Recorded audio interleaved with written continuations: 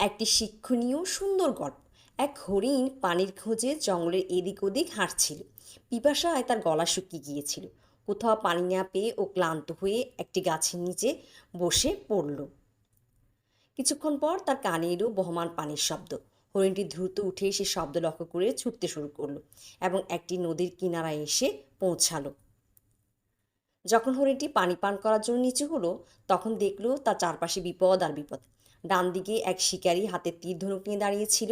সে হরিণটিকে শিকার করতে চাইছিল।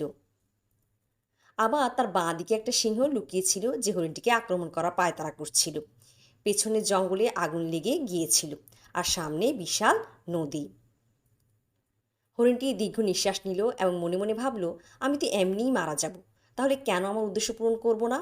এই বলে হরিণটি চুপচাপ পানি পান করতে লাগলো। হরিণের এই ধৈর্য দেখে সৃষ্টিকর্তার দয়া হলো। তিনি বৃষ্টি নামিয়ে দিলেন। বৃষ্টিতে জঙ্গলের আগুন নিভে গেল।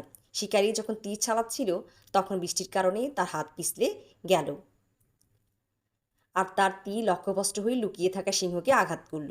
সিংহ রেগে শিকারের পিছনে দৌড়াতে লাগলো। যখন হরিণটি পানি পান করা শেষ করে এদিক ওদিক তাকালো, তখন দেখলো না জঙ্গলে আগুন আছে, না সে শিকারী আছে, না আছে সে সিংহ। সব কিছু শেষ। ঠিক তেমনি জীবন যখন চারদিক থেকে বিপদ আসে, তখন হতাশ হওয়ার বদলে, ঘাবড়ে যাওয়ার বদলে ধৈর্য, সাহস এবং স্রষ্টার প্রতি আস্থা রাখতে হবে।